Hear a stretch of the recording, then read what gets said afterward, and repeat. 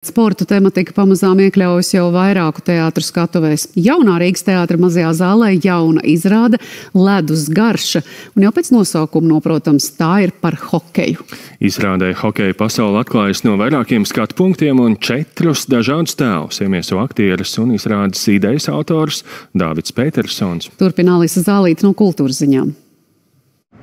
Izrāde Ledus garša atklāja hokeja pasaules realitāti no 4 atšķirīgiem skatu punktiem, ko papildina tēliem raksturīga scenogrāfija un hokeja spēlēs bieži atskaņota mūzika. Ledus garšas ieceres autors ir aktieris Dāvids Petersons, bet režijas un scenogrāfijas autors Vilis Daudziņš. Te starpiņā nekas nav, iesi tur, pa ribiņām, paklupīgi, pasaki visu kaut ko. Tā kā saka pēdējais no varoņiem, hokejs jau nav par ripu un pa vārtiem, tas ir pa dzīvi. Un tā ir hokeja valoda, ar kuru mēs šoreiz runājam par dzīvi, par kaislībām, par drosmi, par bailēm, par šaubām, par visu to, kas ir mūsu dzīvē. Ko tu gribētu, lai no šīs izrādes skatītāji sev paņem līdzi?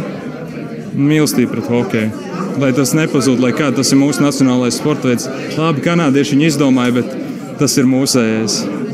Es to jūtu, ka vienkārši visi, kad notiek pasaules čempions, visi vienojas.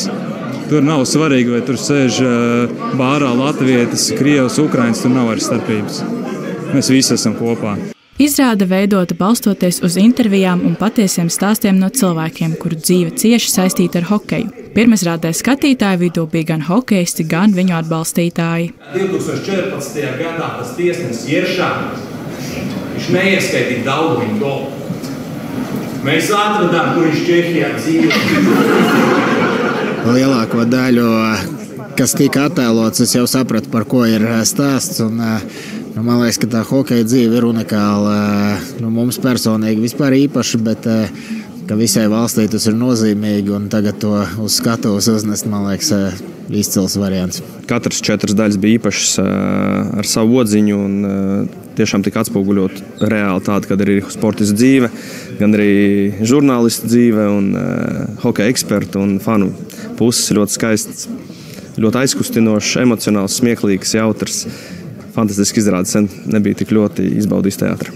Bija tas gods arī savu artavu šajā izrādē iedot jaunajam māksliniekam un emocionāli, jo tiešām tas, kā viņš nospēlē katru cēlienu un daļu īstenībā, tas ir, tā ir, jā. Tas ir hokejs, tas ir līdzjutēji, vai hokejs, tas ir tāds dzīvesveids, kas katram jāpiedzīvo, jāizdzīvo. Alisa Zālīte, Reinis Brūvelis, Latvijas televīzija.